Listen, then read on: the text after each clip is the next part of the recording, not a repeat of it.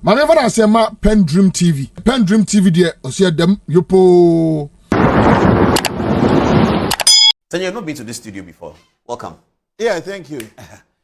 You were very articulate on Newsfile on Saturday. I was listening, everyone was listening. You discussed the GoldBod issues.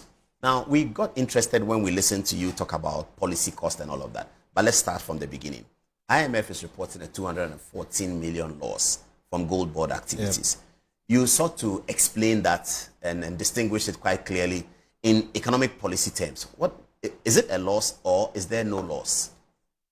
So I think we should get that out of the window quite quickly. I said it on Newsfile. There has been a trading loss. Trading loss? A trading loss. And trading losses are established through an accounting process, which is defined. So IMF is not wrong by referring to it as a trading loss. But losses in policy terms are not just looked at as a business will see a loss.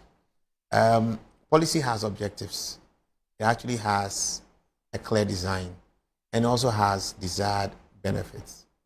So we can actually decide to actually make an accounting loss on a transaction of particular policy strategic objectives. So in trying to discuss that particular matter, you have to look at it in that sphere. I saw an analogy drawn by one of your colleagues, which I think tells the story perfectly. Imagine you own a hotel, and this is Kojo Yankson on Joy. He said, I just saw it, and I thought that was just a very nice way to bring the conversation even down to earth more. You own a transport business and you own a hotel. You make more money on the hotel side. So you give up your, you offer your transport services to your hotel guests for free. On your transport business, you're making a loss. But that actually makes you fill your hotel. And in filling the hotel, you make more money. So instead of maybe making 100,000 CD profit on your transport business, what you've really done now is to rather use the transport business to generate and direct traffic so you can make $1 million CD profit on your hotel. So that was the analogy he drew, and I think that tells the story quite okay. But I get this analogy. That means that you are one person who has two things. Yes. So you are government of Ghana, you have gold, and you have what? No, we'll come back to it. I'll come back to it. Because what we are hearing... So this is it. The entire domestic gold purchase program conceptually was fantastic. The way you mentioned it sounds like Baumia. Domestic gold purchase program. I said it on air. It is his brainchild. It's Baumia's brainchild. It's Baumia's brainchild. But its current form and deployment, all right, is definitely the brainchild of Atto and the current BOG leadership. So they picked it up both from Zach, what Baumia Zach, did. I'm the deputy governor, and Isiama. The deputy governor used to be director for financial markets. He was the one coordinating this project. Okay. Much earlier when Addison was there. So he understood it.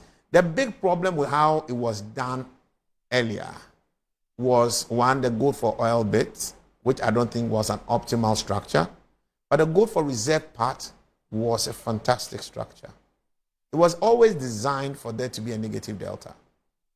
Always designed for you to have trading losses. And I explained that. We had our reserves low. Gold, reserves of gold. Reserves, not reserves of gold. Our gross international reserves. Dollar reserves. Dollar reserves. I mean, so in monetary policy terms or central banking language, your gross international reserves could include some holding of gold as well as cash or cash equivalents in dollars, like an investment in some U.S. security, government security or something. So all those things could actually be part of that that entire reserve. And that actually shows our ability to actually cover our external bills. Because ultimately, you pay external bills with external currency. You can't pay external bills with cedis, okay? It's really America that can almost easily pay its external bills with its own currency, because its currency is largely the global currency. So GoldBod has made losses, but they are... No, GoldBod has not made losses. Let's get it So where's the loss coming from? I mean, IMF's fifth review paper, what it talks about is trading losses from the domestic gold purchase program. Trading losses from the domestic gold purchase program. The domestic gold purchase program is a program that sits with the central bank, not GoldBod. Previously, So the central bank is the one who has made the loss, no, not relax. GoldBod. Let's not be in a hurry to jump to who's made a loss or not. Let's understand. Well, what there has is a loss. You have admitted that. Yeah. So that's I said. Let's get that out of the way. So we don't. So who's making the loss? Is it GoldBod or is it central bank? The loss will be accrued on the financial books of the central bank, and that is why Whose activity brought the loss? the person's activity is the policy's activity. Who is the policy owner? The policy owner is the central bank. Who is the policy implementer? That is the central bank. What does GoldBod do in the policy? What GoldBod and PMMC used to do, from what we all know, is actually to be an operating agent of the policy owner. So I can actually ask you to go and buy under the PMMCC structure. It wasn't only PMMC who was buying gold for the central bank under the domestic gold purchase program. There were other businesses, private, foreign, licensed by PMMC. So PMMC is no longer working. Are they working? PMMC? PMMC is now what has metamorphosed into GoldBod.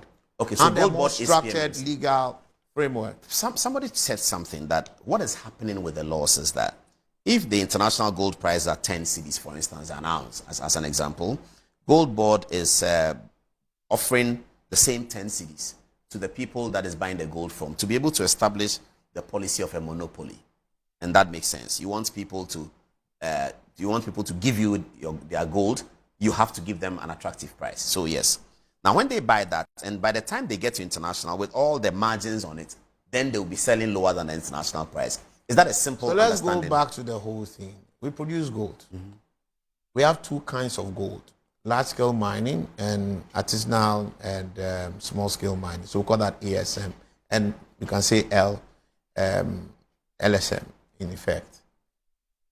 LSM gold is often owned by the big international gold players.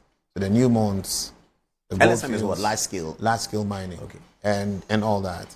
All of them have provisions in their existing contracts to actually retain a good amount of their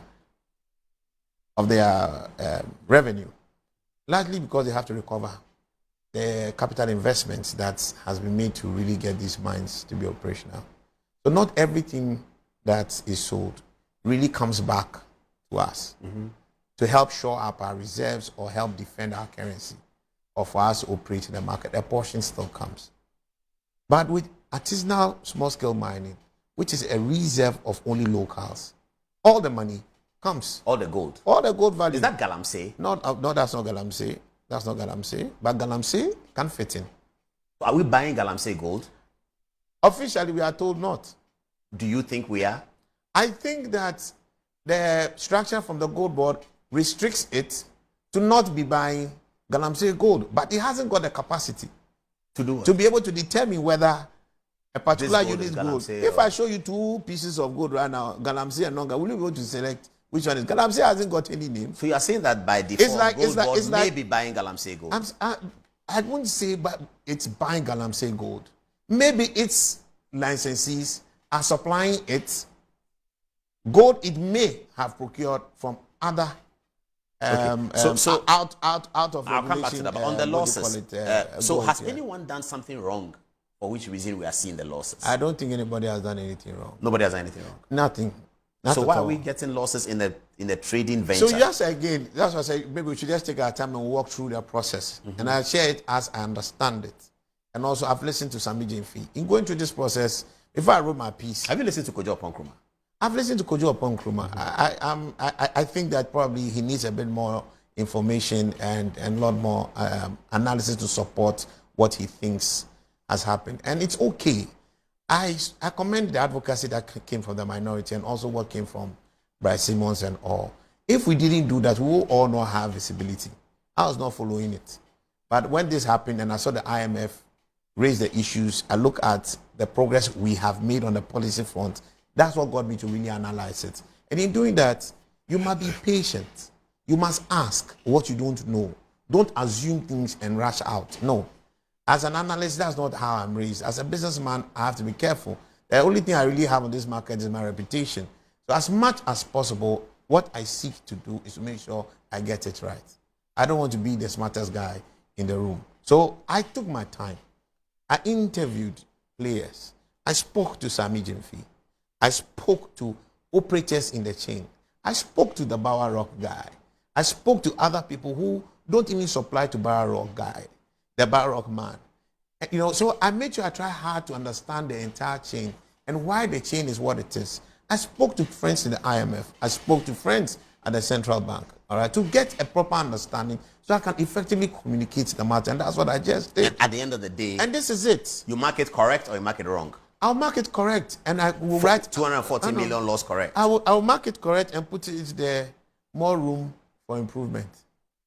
As a lecturer, all right. Bear in mind, I've lectured in some phase of my life. And that's what I will do, and I'm going to break this down for us to really understand what has happened. First question: why the loss? Why should we sell gold and have Lose. a loss? Yeah. All right.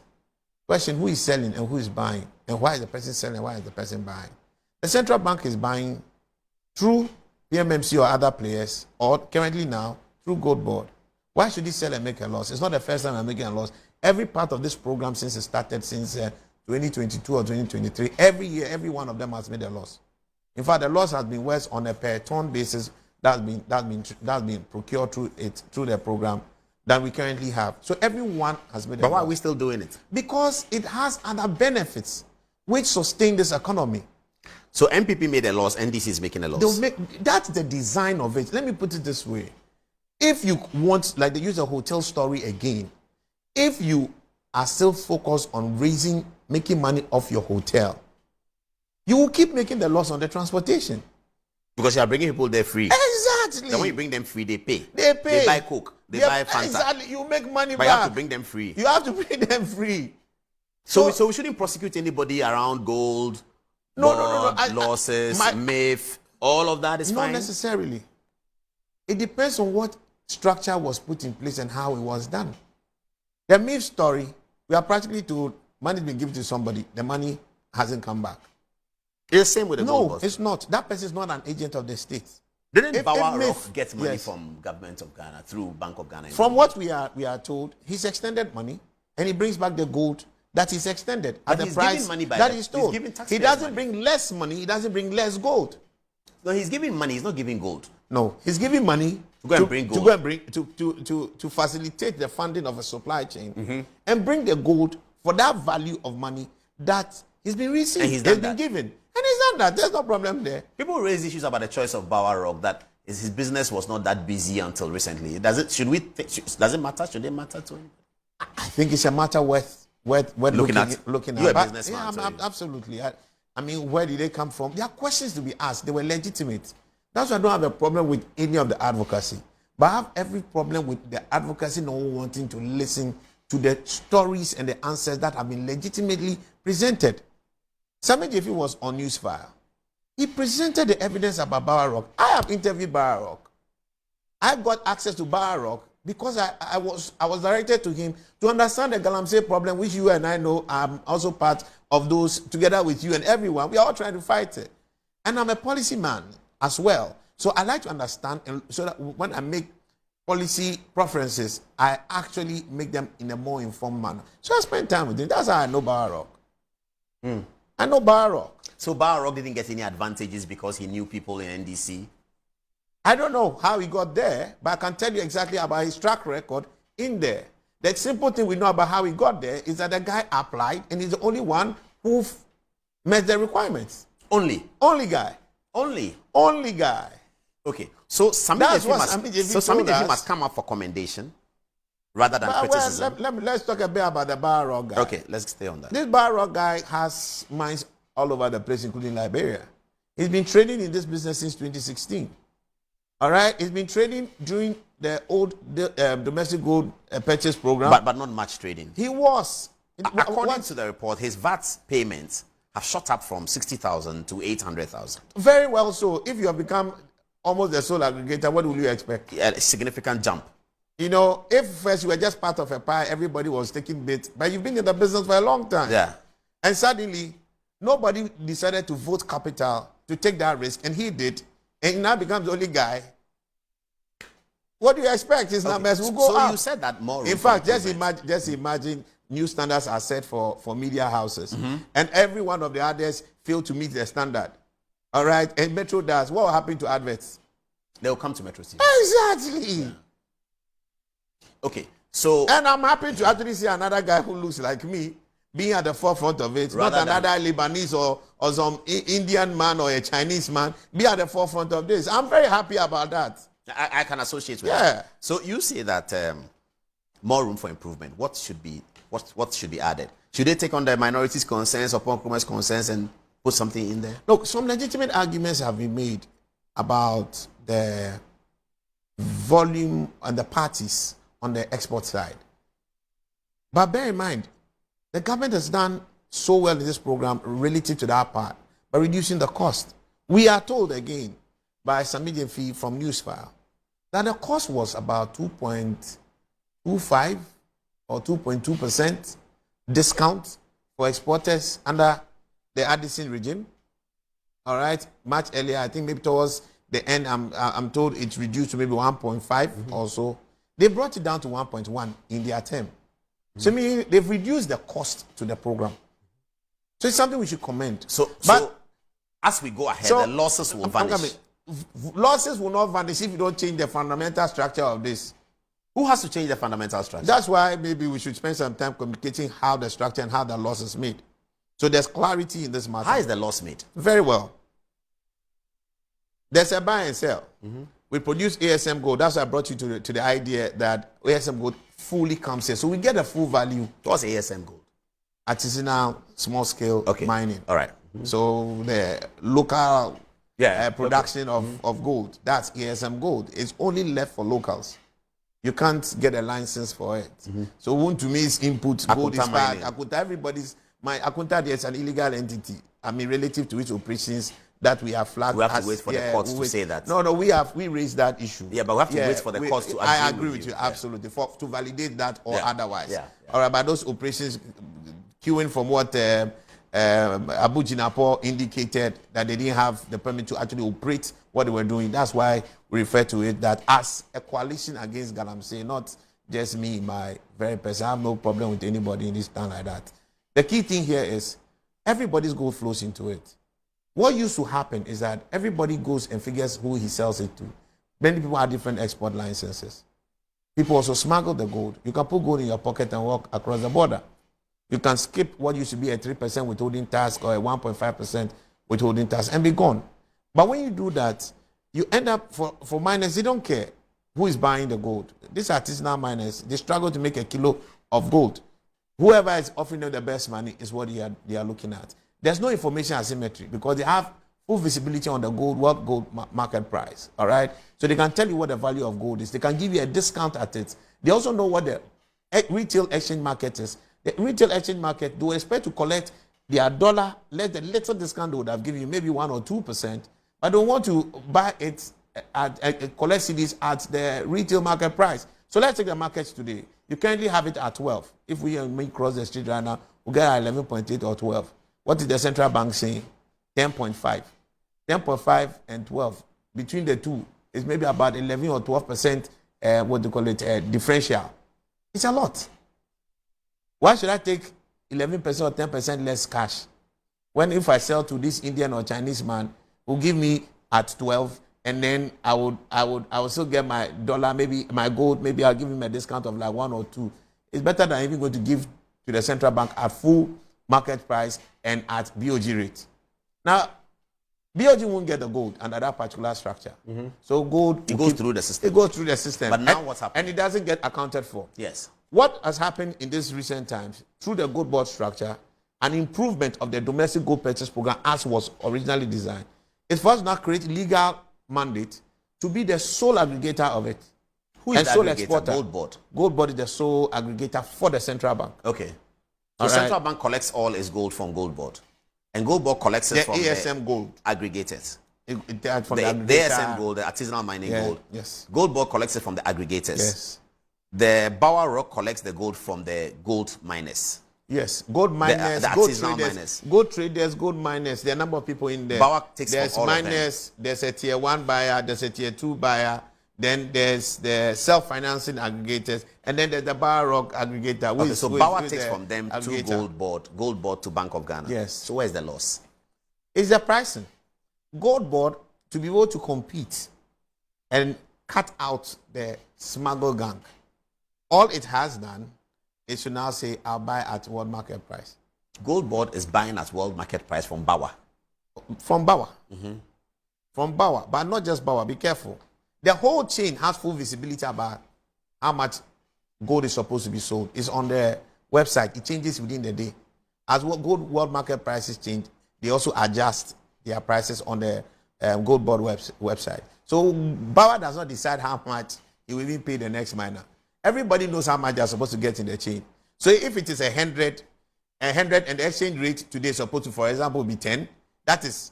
But are we not selling too high? That is 1,000. Hold on. Hold on. That's say 1,000. Now in this 1,000, the miner knows that in the commission structure, in this whole process, maybe I will have to always end up with maybe 98% of the cash or 100% of the cash. GoldBod will pay back everybody maybe with point something percent, whatever it is, whatever commissions has been agreed. So you cannot go and shaft anybody in the chain because you're an aggregator.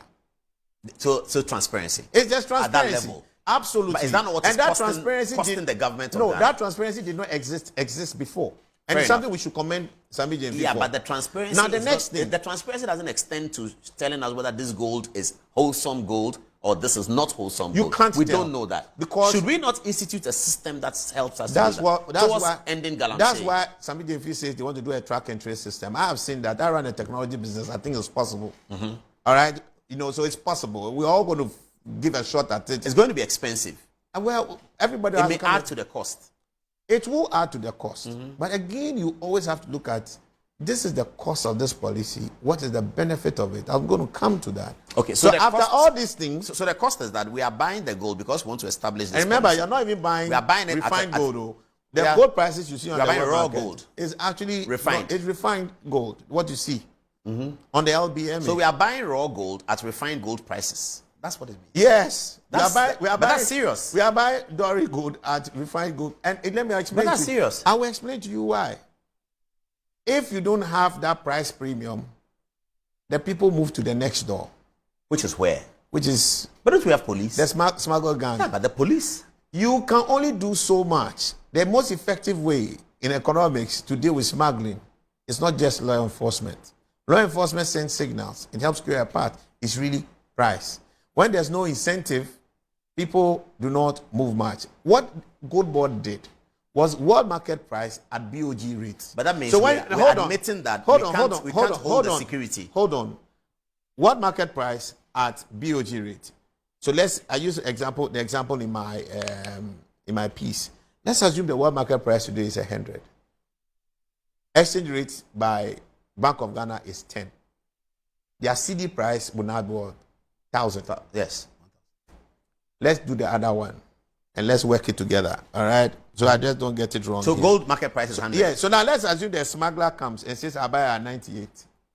All right. But I'll give you GoldBod is buying at 100. But I'll give you 12. But GoldBod is buying at 100. It's up 100 at 10. Yes, $10. Yeah. It comes to 1,000 cedis. Yes. Then the smuggler comes. I'll give you 98, but at 12.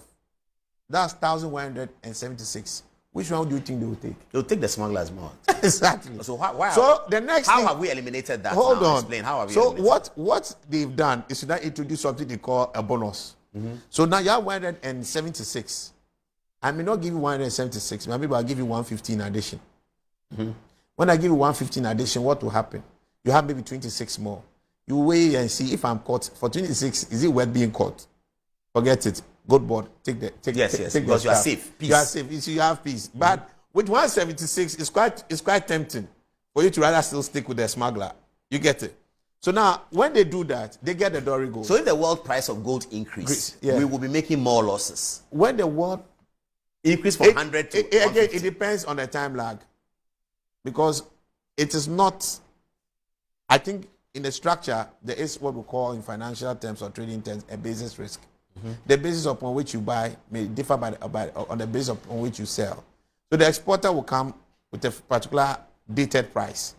Let's assume I'm buying dated today, but the gold you're actually bringing me has been priced maybe dated yesterday. Anything could have happened in between. So you have a basis risk, which I think must be factored in. But that's a bit more technical. But this is just the common basic thing of it. But Bank of Ghana is selling at world market minus a discount. It is paying, what do you call it, GoldBod to assay 0.286% or so. A commission for managing this process 0.5. Then it will give the exporter previously a 2.2% discount, now a 1.1% discount. They've halved it. But when you add this transaction cost, you won't get the world market price back.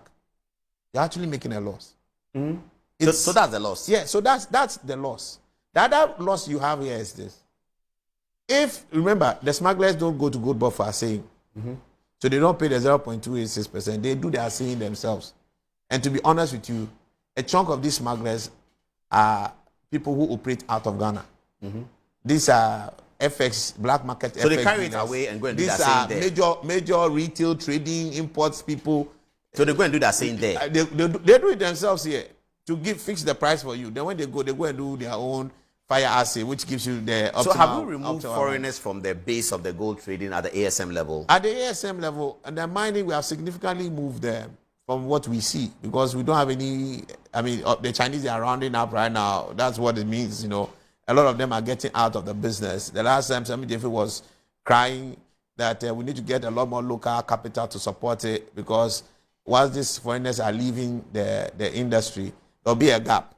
All right, but I think that some of the market has found a way to adjust to it. So that part is somewhat covered. It's not to say they don't hang around, they still do. We have our own Ghanaians who are part of the smuggling. I have tried to meet some smugglers. We have Ghanaians who are part of the smuggling. We have Indian traders who are part of the smuggling. Lebanese traders in Ghana who are part of this. Has the smuggling now ended? It hasn't fully ended. Even with the GoldBod premium purchase, it has reduced significantly, and that the data shows it very clearly. The Swiss Aid, organization that does researches and looked into it, had indicated we're losing an average of about 45 tons of gold between 2019 and 2023. If you are doing 45 tons, then we come back, we bring in 2022 this policy. I'll tell you very funny. I wish I actually get a chance to actually share with you a little. You wanted us to use the touch screen? Yeah. So when you look at the data, it's very interesting. Mm-hmm. This is our production level. Yeah. In blue. Mm-hmm.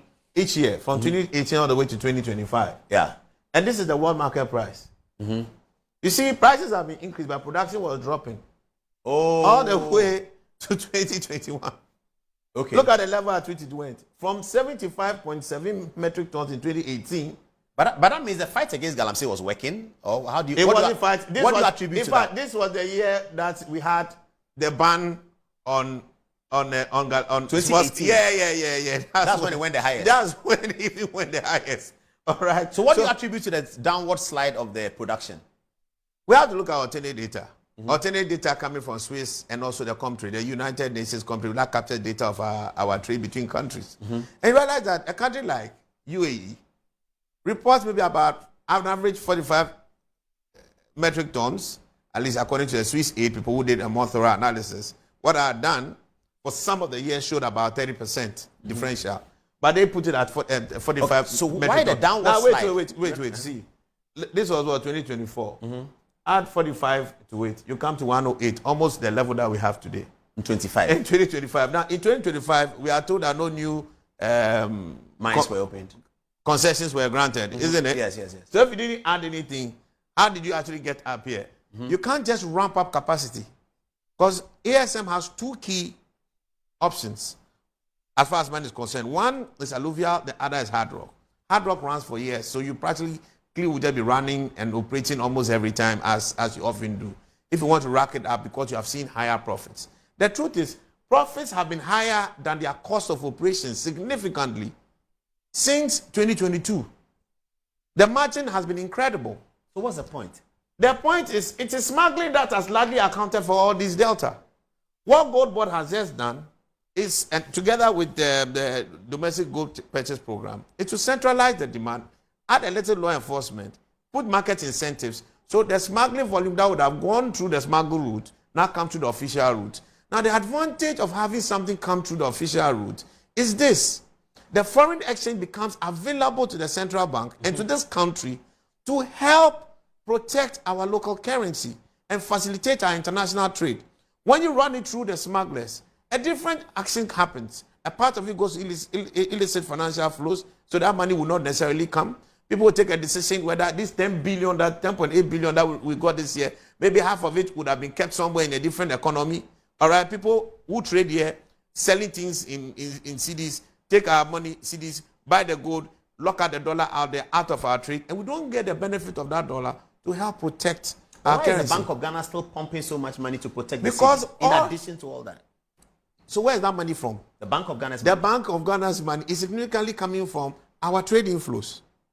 And that trade inflows are coming from things GoldBod. like GoldBod, and not just that. Okay? So the central bank actually puts or intermediates or intervenes in the FX supply structure, largely to mop up cedis and minimize the cedis chasing the dollar.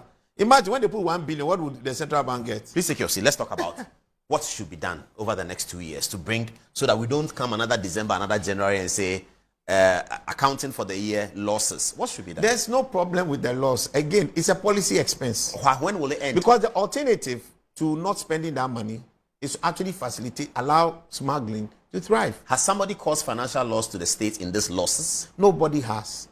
If there's any problem, we may want to actually debate the efficiency of negotiations around things like the discounts. Because if Sami Jefi and Isiama and Dr. Zakia today have been able to achieve 1.1%, why were we paying 2.2%? As commission? As commissions, as discounts, discounts, to the exports. Okay. That's the question you want to really ask. So we are retaining more of the money to We are ourselves. retaining more. But the central bank owns the CD.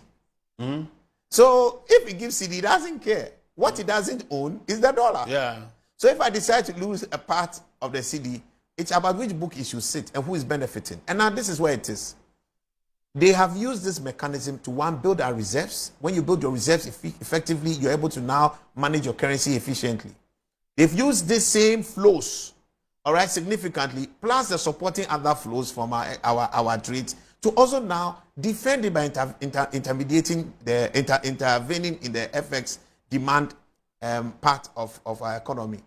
What has that done? CD, first stability, next recovery, the appreciation. So the city stability we're now, with this experiencing appreciation has come to stay. We'll come to it. Now that appreciation has happened. We've come to 10. We've come to 10.5 on the interbank market, but 12 on the real market. Let me put it that way. But government trades and operates at the interbank market rate. So our tools books have gotten better. Our tools, forces external payments have become less expensive in CD terms. Less burdensome. Burdensome. But do we pay he with- has saved do we over. pay with Listen, CDs? he has saved over 16 billion CDs. Do we pay external debt with CDs? We pay external debt with dollars. Yes, but we use revenue in CDs that we now convert into dollars to be able to pay our bill. But we don't. Do we use tax revenue to pay external debt? Of course. Don't we use our receipts from trading, cocoa, gold, diamond, whatever? That trading money belongs to somebody. How does it belong to somebody? You take his dollar because you give him CDs. Cocoa money. How does Kwame get cocoa money? Whose money is it? It's for the farmers.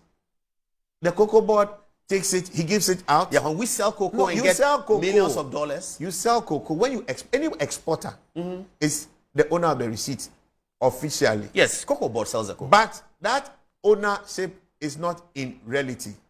The central bank assumes it, even though you can co-own it. Okay. That is why hold on. That is why we collect dollars. We don't pay the farmers dollars. What do we pay them? CDs. Who owns the CD? The central bank. You understand? So it keeps the dollars. When it keeps that dollar, it can actually show up its reserve. But that's what we use to pay our debt. Do we use tax revenue? For the central bank to use that dollar to pay the debt, the fiscal asset must bring the CD's equivalent to collect the dollar to pay the debt.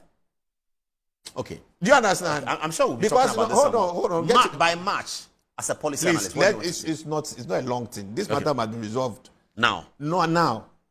Our tax revenues are in CDs. Our debt service are both in cedis and also in foreign currencies. You earn the cedis, you buy the foreign currencies, you pay your debt. But when the foreign currency is low, you will spend less cedis to buy the foreign currency to pay your debt. And when you spend less currency to buy cedis to buy that currency, it means you have more cedis to do other things in the country. And in this instance, Ato has saved 16 billion. The IMF's key argument in this whole mix was this. Fantastic thing, we are praising you for this DGPP, everything, it mentioned GoldBod only God knows how many times, and the GPP only God knows how many times. But it's also creating a financial risk for the central bank. So this risk and this cost to this entire policy that is saving you at all 16 billion, you should pay for the 2.4 billion or the 4 billion that I think was announced on Saturday for it, because you are saving money. But in doing all this, we have brought inflation low. In doing all this, we'll be able to minimize the cost to our import bill by 60 billion. So 60 billion becomes available. And that's why the central bank keeps running a tight 60 billion because the currency is now looking better. It's better. Previously, as projected, you would have been spending 16 thereabout for a unit import in dollar. Now, what are we spending? 12. On an average, about 12. So, where is that saving? Who is pocketing it? The individuals. It is the economy. Well, yeah. The government pockets some, the individuals pocket some.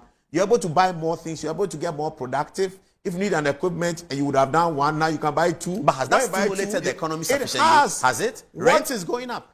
Even though that's another conversation. That's a different conversation. Yeah. It has stimulated the economy. It has actually brought better meaning to the buying and purchasing power of the Ghanaian. So what you see right now is people somewhat having a higher confidence in the economy.